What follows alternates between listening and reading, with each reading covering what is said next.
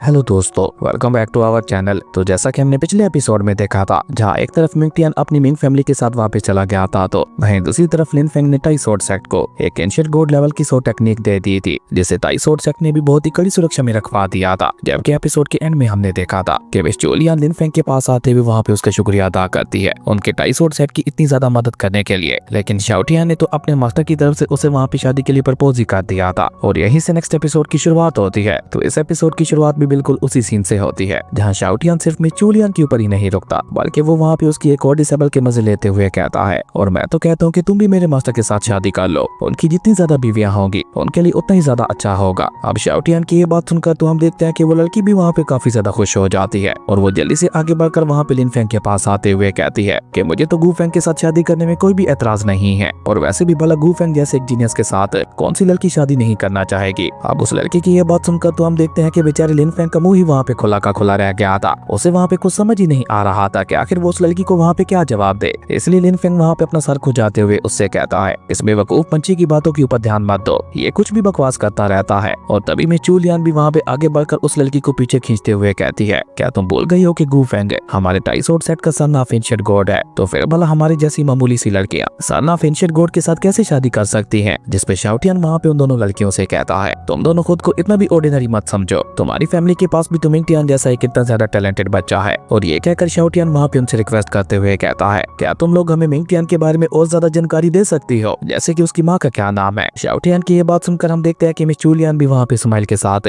उसे जवाब देते हुए कहती है कि मिंग टियान की माँ का नाम किन क्यू है, जो कि रिश्ते में मेरी कजन सिस्टर भी है, जो कि इस दुनिया की सबसे खूबसूरत जगह यूनमिंग पैलेस में रहती है। अब ये सुनकर तो लिन फेंग को भी एक बहुत बड़ा झटका लगता है, और साथ ही साथ उसे वहाँ पे अपनी वाइफ की याद भी बहुत ज्यादा आने लगी थी। जबकि मिस जूलियन अपनी बात आगे बढ़ाते हुए कहती है, वो अपनी 9th ग्रेड इंपीरियल बॉडी तक को भी अवेकन कर चुकी है, लेकिन क्लैन एल्डर्स उसे शादी के लिए बहुत ही ज्यादा फोर्स कर रहे हैं, जिसके चलते पिछले 5 सालों से वो बहुत ही मुश्किल से खुद को बचाते हुए आ रही है। इवन आज से 5 साल पहले वो अपनी इसी शादी से बचने के लिए घर से भाग भी गई थी। अब मिस जूलियन की ये बात सुनकर हम देखते हैं कि शाओटियान को तो वहाँ पे पूरा यकीन हो गया था कि मिंग टियान की माँ कोई और नहीं बल्कि किन क्यू ही है, जिसके साथ लोअर रियलम के अंदर उसका मुकाबला हुआ था। जबकि उसकी साथी डिसेबल वहाँ पे अपनी बात आगे बढ़ाते हुए कहती है, लेकिन जब मिस किन क्यू वापस लौटी थी तो बहुत ही अजीब तरीके के साथ उनकी एंशिएंट गॉड वाली ब्लड लाइन भी अवेकन हो चुकी थी, और उसके बाद ही उन्होंने मिंग टियान जैसे एक टैलेंटेड बच्चे को जन्म दिया था। अब किन क्यू के बारे में ये सब जानकर लिन फेंग वहाँ पे काफी ज्यादा उदास दिखाई दे रहा था, लेकिन वो अपनी उस उदासी को उन सब के सामने शो नहीं करना चाहता था। इसलिए वो वहाँ पे उन दोनों से अलविदा लेते हुए कहता है कि अभी थोड़ी देर पहले हुई जंग ने मुझे बहुत ज्यादा थका दिया है, इसलिए मैं थोड़ी देर के लिए अपने रूम में जाकर रेस्ट करना चाहता हूँ। जिसके लिए वो दोनों लड़कियां भी वहाँ पे मान जाती हैं, और वो दोनों ही जल्दी से लिन फेंग को अलविदा करते हुए वहाँ से चली जाती हैं। जबकि लिन फेंग तो अभी तक वहाँ पे किन क्यू के बारे में ही सोच रहा था कि उसने कितनी सारी मुसीबतों को बर्दाश्त करते हुए मिंग टियान को जन्म दिया होगा। जबकि शाओटियान तो वहाँ पे ये सोच के डर रहा था कि जब अगली बार उसका किन क्यू के साथ मुकाबला होगा तो वो उसका क्या हाल करेगी, क्योंकि अगर देखा जाए तो आज से 5 साल पहले जो कुछ भी हुआ था उसमें शाओटियान का काफी बड़ा हाथ था। इसलिए शाओटियान वहाँ पे अपनी किस्मत को कोसते हुए कहता है, मेरे जैसे एक बर्ड की जिंदगी भी कितनी ज्यादा मुश्किल होती है, मुझे तो लगता है मेरी जिंदगी में सुकून नाम जैसी कोई चीज लिखी ही नहीं है। खैर उसके बाद हमें थोड़ी देर बाद का सीन दिखाया जाता है, जहाँ लिन फेंग उसी गॉड लेवल के फॉरबिडन फ्लैग को चेक करने के लिए टाई सोर्ड वाली जगह पे ही आ गया था। जहाँ जैसे लिन फेंग वहाँ पे उस फॉरबिडन फ्लैग को बाहर निकालता है तो हम देखते हैं कि उस फॉरबिडन फ्लैग से बहुत ही ज्यादा पावरफुल स्पिरिचुअल ऑरा रिलीज हो रहा था, जो कि उसे बाहर निकलते हुए सीधा वहाँ पे ऊपर आसमान की तरफ जा रहा था। और उसी के साथ साथ उसके 9 बीट्स भी निकल कर बाहर आ जाते हैं, जो कि सभी मिलकर वहाँ पे उस फॉरबिडन फ्लैग की पावर को और भी ज्यादा बढ़ा रहे थे। जहाँ उस फॉरबिडन फ्लैग की इतनी ज्यादा कमाल की पावर को देखते हुए तो थंडर ड्रैगन भी लिन फेंग के सोल सी रियलम से बाहर आ जाते हैं। जहाँ बाहर आते साथ ही वो वहाँ पे फॉरबिडन फ्लैग की पावर को देखकर खुश होते हुए जोर से रोर करते हैं, जिसके चलते आसपास का पूरा एरिया ही वहाँ पे हिलने लगा था। जिसके बाद थंडर ड्रैगन वहाँ पे लिन फेंग को बताते हैं कि ये फॉरबिडन फॉर्मेशन फ्लैग एक ट्रू गॉड लेवल का ट्रायर है, और भले ही इसकी पावर को सप्रेस किया गया है, लेकिन उसके बावजूद भी अभी के लिए इसकी पावर स्पिरिचुअल गॉड के 9th रियलम पे है। वाकई मानना पड़ेगा, ये बहुत ही कमाल का ट्रायर है, और ऊपर से ये 9 बीट्स तो मिलकर इसे और भी ज्यादा खास बना रहे हैं। जिसके चलते अभी भले ही इसका लेवल ट्रू गॉड लेवल से पीछे है, लेकिन इसका इस्तेमाल करते हुए हम ट्रू गॉड लेवल के कल्टीवेटर को आसानी के साथ हरा सकते हैं। अब थंडर ड्रैगन की ये बात सुनकर हम देखते हैं कि लिन फेंग भी वहाँ पे खुश होते हुए कहता है, ये तो वाकई काफी ज्यादा कमाल का ट्रायर है, लेकिन क्योंकि पहले उस फॉर्मेशन फ्लैग का मास्टर कोई और था तो इसलिए अभी के लिए लिन फेंग वहाँ पे उसे प्रैक्टिस नहीं कर सकता था। जो देखकर थंडर ड्रैगन वहाँ पे उसे कहते हैं, रुको मैं अभी तुम्हारे लिए इसे दोबारा से रिफाइन कर देता हूँ। और ये कहकर थंडर ड्रैगन वहाँ पे अपनी थंडर पावर का इस्तेमाल करते हुए उस फॉर्मेशन फ्लैग के ऊपर लगे हुए पहले वाले मार्क को इरेज करने लगे थे। और ये सब सिर्फ उस फॉरबिडन फ्लैग के साथ ही नहीं बल्कि उन 9 बीट्स के साथ भी हो रहा था। और जैसे जैसे हर एक बीट के ऊपर से वो पहले वाला मार्क हट रहा था। तो इस मौके का फायदा उठाकर हम देखते हैं कि लिन फेंग ने भी वहाँ पे अपनी इन्फॉर्मेशन को क्रिएट करते हुए उन बीट्स के ऊपर अपने मार्क्स बनाना शुरू कर दिए थे, जिसका मतलब था कि वो ऑफिशियली लिन फेंग के हो चुके थे और लिन फेंग के अलावा अब उन्हें कोई भी इस्तेमाल नहीं कर सकता था। और इस प्रोसेस में हम देखते हैं कि उन सभी 9 बीट से वहाँ पे बहुत ही ज्यादा पावरफुल स्पिरिचुअल ऑरा रिलीज हो रहा था। लेकिन ये सब वहाँ पे भी नहीं रुकता, क्योंकि अभी तक वो फॉर्मेशन फ्लैग बाकी था, जिसके ऊपर से थंडर ड्रैगन वहाँ पे अपनी थंडर पावर का इस्तेमाल करते हुए पहले वाले मास्टर के मार्क को इरेज कर देते हैं। जिसके बाद लिन फेंग ने जल्दी से वहाँ पे अपनी उसी फॉर्मेशन का इस्तेमाल करते हुए अपने वाला मार्क वहाँ पे उसके ऊपर बना दिया था। और इस तरह लिन फेंग के हाथों में एक और ट्रू गॉड लेवल का ट्रायर लग चुका था। खैर उसके बाद सीन चेंज होता है और हमें दूर कई फॉरबिडन पहाड़ों का सीन दिखाया जाता है, जहाँ पे एक मिस्टीरियस कल्टीवेटर बैठे हुए अपनी प्रैक्टिस कर रहा था। और ये कल्टीवेटर कोई और नहीं बल्कि वही मास्क वाला कल्टीवेटर ही था, जिसे स्पेस चैनल के अंदर लिन फेंग ने खत्म कर दिया था। और अब जैसे ही लिन फेंग ने उसके टायर को रिफाइन करते हुए उसे अपना बनाया था, तो उस मास्क वाले कल्टीवेटर को वहाँ पे एहसास हो चुका था कि किसी ने उसके गॉड लेवल टायर को उससे छीन लिया है। और ये पता चलते ही वो गुस्से से वहाँ पे अपनी आंखें खोलते हुए कहता है, तो वो लड़का मेरी सोच से भी ज्यादा ताकतवर निकला। मुझे लगता है मैंने उसे अंडर एस्टिमेट करने की गलती की, जिसके चलते न सिर्फ मेरा क्लोन मारा गया बल्कि उसी के साथ साथ उसने मेरे गॉड लेवल के आर्टिफैक्ट को भी छीन लिया। पर चलो कोई बात नहीं, कम से कम मुझे उस लड़की की ट्रू पावर्स के बारे में तो पता चल चुका है कि वाकई उसके पास बहुत ही ज्यादा खास और पावरफुल ट्रायर्स मौजूद है, जिन्हें अगर मैं हासिल कर लेता हूँ तो मुझे ट्रू गॉड रियल में ब्रेक थ्रू करने से कोई भी नहीं रोक पाएगा। और ऊपर से मिंग फैमिली का वो लड़का मिंग टियान भी कम नहीं है, उसके पास तो एक एंशिएंट इनहेरिटेंस भी मौजूद है, जिसका इस्तेमाल करते हुए मैं बहुत ही आसानी के साथ ट्रू गॉड रियल में ब्रेक थ्रू कर सकता हूँ और गॉड रियल्म्स के अंदर अपनी एक बहुत बड़ी पोजीशन भी बना सकता हूँ। पर ऐसा करने के लिए मुझे किंग टियान की जरूरत है। वो बेवकूफ किंग टियान न जाने क्या कर रहा है। मैंने उसे बोला भी था कि तुमसे जितना जल्दी हो सके मिंग टियान की माँ से शादी करनी होगी, और अब तो वैसे भी लोहा गर्म है, तो मुझे लगता है यह हथौड़ा मारने का बिल्कुल सही समय है। ये मिस्टीरियस मास्क वाला कल्टीवेटर जो कोई भी था, लेकिन बहुत ही ज्यादा खतरनाक लग रहा था और इसकी प्लानिंग भी काफी ज्यादा बड़ी लग रही थी, जिससे अब लिन फेंग खुद को और अपनी फैमिली को कैसे बचा पाता है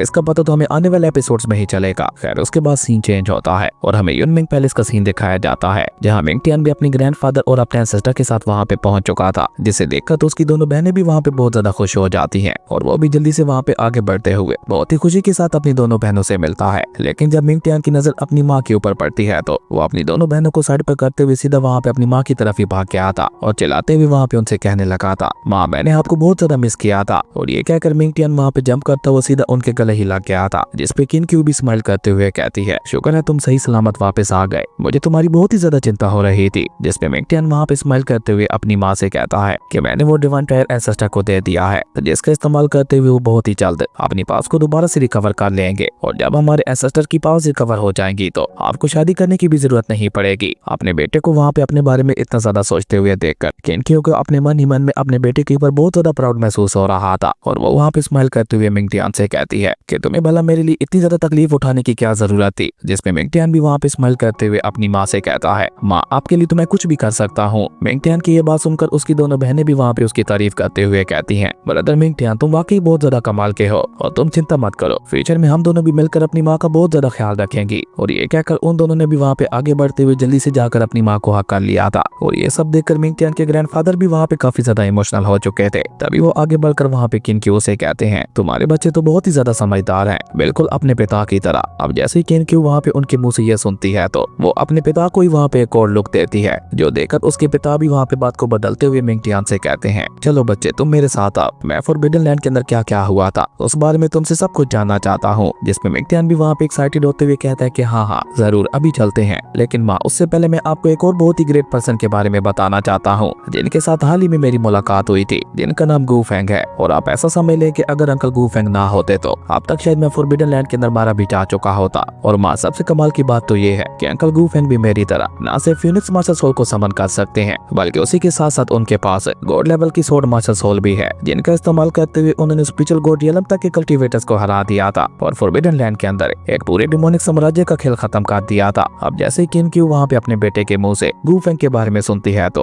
उसके ज़हन में सबसे पहला ख्याल वहाँ पे लिन फेंग का ही आता है, क्योंकि लिन फेंग ही वो इंसान था जिसके पास फीनिक्स मास्टर सोल के साथ साथ गॉड लेवल की सोर्ड मास्टर सोल भी थी। इसलिए वहाँ पे एक ही झटके के साथ उसे लिन फेंग के साथ बिताए हुए सारे पल याद आने लगते हैं, कैसे वो दोनों आज से 5 साल पहले लोअर रियलम के अंदर मिले थे और कुछ ही समय में वो दोनों एक दूसरे के कितने ज्यादा क्लोज आ गए थे। और तभी अचानक से उसे वहाँ पे लिन फेंग की सोर्ड मास्टर सोल के बारे में याद आता है, जैसे जब लिन फेंग समन किया करता था तो आसपास मौजूद सभी सोर्ड्स खुद ब खुद ही कंडेंस होते हुए उसके पास चली जाया करती थी। और यही सोचकर किनक्यू अपने बेटे से सवाल करते हुए पूछती है, क्या वो दूसरों को भी सोर्ड्स को कंडेंस कर सकता है। जिसपे मिंग टियान मिंगटियन वहाँ पे कंफ्यूज होते हुए कहता है, माँ आप क्या कह रही हैं? मैं कुछ समझा नहीं। जिस पे किनक्यू भी वहाँ पे थोड़ा इमोशनल होते हुए उससे कहती है, माफ करना, मेरे मुंह से वो सब वैसे ही निकल गया था। जबकि मिंगटियन वहाँ पे लिन फेंग की तारीफों को आगे बढ़ाते हुए कहता है, अंकल गू फेंग का ना सिर्फ कल्टीवेशन लेवल बहुत ज्यादा हाई है, बल्कि उसी के साथ साथ उन्होंने काफी सारे गॉड लेवल के और डिवाइन लेवल के वेपन्स को भी मास्टर कर रखा है, जिनका इस्तेमाल करते हुए वो अब तक न जाने कितने ही डीमंस को काट चुके हैं। फॉरबिडन लैंड के अंदर काफी बार मेरी जान पे खतरा आया था, लेकिन अंकल गू फेंग ने हमेशा बीच में आते हुए मुझे बचा लिया। और हाँ माँ, एक बात तो मैं आपको बतानी भूल ही गया, मैं अपनी फिनिक्स मार्शल स्पिरिट को भी अवेकन कर चुका हूँ। जिस पे किनक्यू भी वहाँ पे खुश होते हुए कहती है, क्या वाकई ही? जिस पे मिंगटियन वहाँ पे जवाब देने की बजाय उल्टा वहाँ पे थोड़ा पीछे आ गया था और वहाँ पे आकर अपनी स्पिरिचुअल पावर्स को एक्टिवेट करने लगा था, जिनका इस्तेमाल करते हुए उसने देखते ही देखते वहाँ पे अपनी फिनिक्स मार्शल सोल को भी समन कर लिया था, जो कि जैसे ही वहाँ पे निकल कर बाहर आती है तो हम देखते हैं कि वहाँ पे और भी ज्यादा पावरफुल स्पिरिचुअल ऑरा रिलीज होने लगा था, जो देखकर तो किनक्यू वहाँ पे अपने बेटे के लिए बहुत ही ज्यादा खुश दिखाई दे रही थी। तो वहीं दूसरी तरफ उसके ग्रैंडफादर वहाँ पे हैरान होते हुए कहते हैं, ये तो एक ट्रू गॉड लेवल की ब्लड लाइन वाली मार्शल स्पिरिट है, यकीन नहीं होता इस लड़के के पास इतनी ज्यादा कमाल की मार्शल सोल मौजूद है। और ये देखकर तो अब मुझे पक्का यकीन हो गया है कि इसका फादर कोई आम इंसान नहीं होगा। और अपनी फिनिक्स मार्शल सोल वहाँ पे अपनी माँ को दिखाने के बाद मिंगटियन उसे वहाँ पे वापस ले लेता है, जिसके बाद वो वहाँ पे जल्दी से वापस अपनी माँ के पास आकर उनसे सवाल करते हुए पूछता है, माँ क्या फादर के पास भी मेरी तरह की फिनिक्स मार्शल सोल मौजूद है? जिस पे किनक्यू भी वहाँ पे स्माइल करते हुए हाँ में अपना सर हिला देती है। अब अपनी माँ की ये बात सुनकर हम देखते हैं कि मिंगटियन के मन में दोबारा वहाँ पे अंकल गू फेंग का ख्याल आ जाता है और वो वहाँ पे खुद सोचते हुए कहता है, कहीं अंकल गू फेंग ही मेरे पिता तो नहीं है, क्योंकि उनके पास भी मेरी ही तरह की दो स्पिरिट मार्शल सोल्स मौजूद है। अब अपने बेटे की ये बात सुनकर हम देखते हैं कि किनक्यू वहाँ पे जल्दी से आगे बढ़कर अपने बेटे से सवाल करते हुए पूछती है कि जब तुम्हारे अंकल गू फेंग को तुम्हारी फिनिक्स मार्शल सोल के बारे में पता चला था तब उनका क्या रिएक्शन था? जिस पे मिंगटियन भी अपनी माँ को जवाब देते हुए कहता है कि वो उस समय मुझे बहुत ही ज्यादा हैरान दिखाई दिए थे, इवन सबसे ज्यादा वही हैरान दिखाई दे रहे थे और उनका हैरान होना बनता भी था, क्योंकि मेरे पास गॉड लेवल की ब्लड लाइन जो मौजूद है। जबकि हम देखते हैं कि मिंगटियन की ये सारी बातें सुनकर तो अब उसके ग्रैंडफादर को भी थोड़ा शक होने लगा था। जबकि किनक्यू वहाँ पे और ज्यादा इमोशनल होते हुए मिंगटियन से पूछती है, तो क्या उसके बाद गू फेंग ने तुमसे कुछ भी नहीं बोला था? जिस पे मिंगटियन भी उन्हें वहाँ पे जवाब देते हुए कहता है कि उसके बाद मेरी उनके साथ ज्यादा बात तो नहीं हुई थी, लेकिन हाँ यहाँ आने से पहले मैंने उन्हें अपने साथ चलने के लिए बोला था, लेकिन अभी क्योंकि वो बहुत ही ज्यादा बिजी थे तो इसलिए उन्होंने मेरे साथ बाद में आने का वादा किया और मैंने भी उनसे वादा लेते हुए बोला था कि आप जब भी मुझसे मिलने के लिए आओगे तो हम दोनों मिलकर ड्रिंक करेंगे। अब मिंगटियन की ये बात सुनकर हम देखते हैं कि किनक्यू वहाँ पे इमोशनल होने के साथ साथ काफी ज्यादा खुश भी हो जाती है, क्योंकि अब तक मिंगटियन की बातों से उसे भी कहीं न कहीं अंदाजा हो चुका था कि गू फेंग असल में लिन फेंग ही है। लेकिन अचानक से ही वो वहाँ पे अपने बेटे का कान पकड़ते हुए कहती है, क्या कहा तुमने? तुम गू फेंग के साथ मिलकर ड्रिंक करने वाले थे? जिस पे मिंगटियन भी वहाँ पे चिल्लाते हुए कहता है, नहीं नहीं माँ, वो तो बस गलती से मेरे मुंह से निकल गया था, मैं तो बस उन्हें कंपनी देते हुए उनसे अपनी ताकत को बढ़ाने की कुछ टिप्स लेने वाला था। अब मिंगटियन की ऐसी हालत देखकर हम देखते हैं कि उसकी दोनों बहनें भी वहाँ पे उसके मजे लेते हुए हंसने लगती हैं। उसके बाद सीन चेंज होता है, हमें रात का सीन दिखाया जाता है जहाँ किनक्यू अपनी कोर्ट यार्ड में खड़े हुए चांद को ही निहार रही थी और साथ ही साथ लिन फेंग के बारे में सोचते हुए कह रही थी। मिंगटियन की बातों से तो यही लग रहा था कि गू फेंग ही लिन फेंग है, लेकिन मिंगटियन को देखकर तो उसे पता चल जाना चाहिए था कि ये उसका ही बेटा है। तो फिर उसके बावजूद भी उसने मिंगटियन को क्यों नहीं पहचाना, या फिर उसने ये सब जानबूझ के किया? कहीं वो मुझे भूल तो नहीं गया होगा, या फिर उसे कोई नया प्यार मिल चुका है? और यही सब सोचते हुए बेचारी किनक्यू वहाँ पे काफी ज्यादा उदास हो जाती है, जिसके साथ ही हमारा ये कमाल का एपिसोड यहीं पे खत्म हो गया था। दोस्तों अगर आपको ये वीडियो अच्छी लगी तो लाइक कर दें और अगर चैनल पे नए आए हो तो सब्सक्राइब करते जाना। तो मिलता है एक न्यू वीडियो में, तब तक के लिए बाय।